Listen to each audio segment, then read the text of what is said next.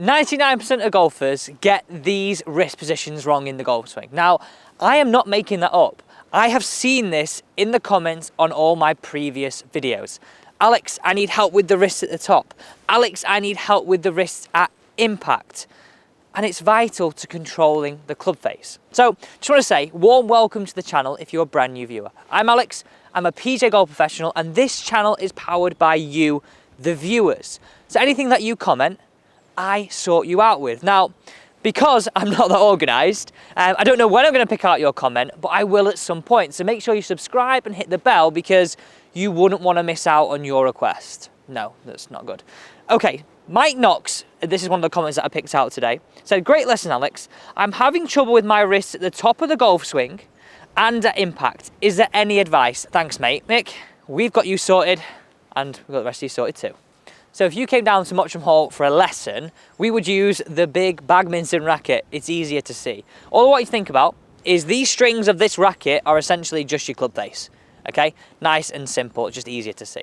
So first thing that you've got to understand, your wrist position has to complement your grip, but I just want you to think about this nice and simple. If we just took a nice neutral grip, which is in the fingers on our glove hand, in the fingers on our non-glove hand, and both creases pointing into our right shoulder. You can see this close up here.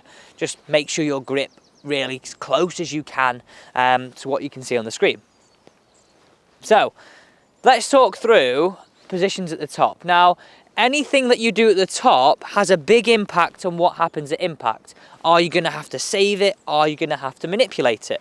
So we've got three positions. We've got nice and flat, matching club face and lead wrist and forearm, where I like a lot of golfers to be. We've got DJ, and then we've got seriously cupped. And this is where I'm saying 99% of golfers get this aspect wrong, and then as they come down, they're a little bit cupped as well, or they've got to really save it as they come into the golf ball.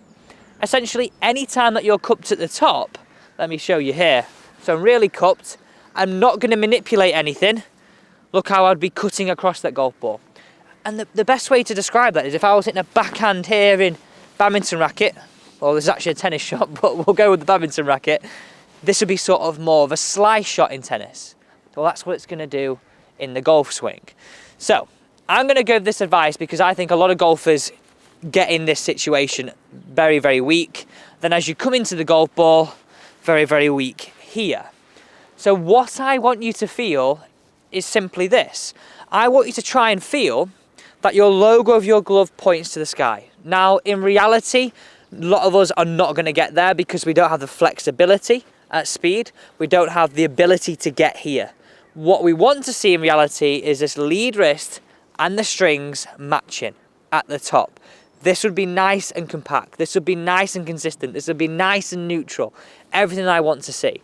So what I'd say here is, please go and buy a badminton racket. No, I'm joking. You don't have to do that. But if you've got one in your garage, I would recommend it. If you don't have it, just use your golf club. It's no problem at all. So what I want you to really feel is logo of our club points in the sky, and that's what logo feels like to me. But in reality, look how it's nice and flat. So come here, have a closer look. You'd have seen this picture in the thumbnail, and now you can see it here.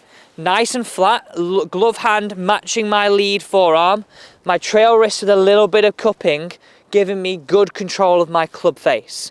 Now, I want to get this really clear. You may have to feel, if you've been in this situation, that it feels like this, but in reality, we want somewhere like this, okay?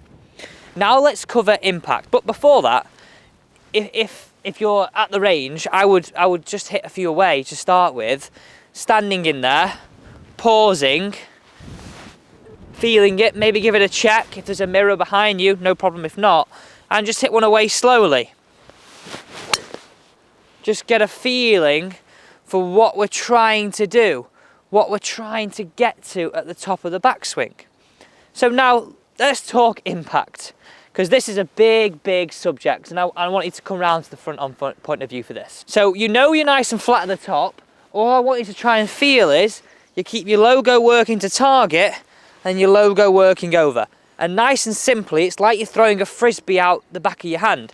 Now you can only do that if you're flat here and you release here. If you're cupped, you're going to really struggle to do that. So the key to impact is being better up here and then feeling as though you're throwing that frisbee out the back of your hand, and you'll see that slow-mo here. So really feel this release just like this. And you'll hit it way, way better. Guys, thanks so much for watching today. Mick, hope that helped you. I look forward to seeing you tomorrow at the same time.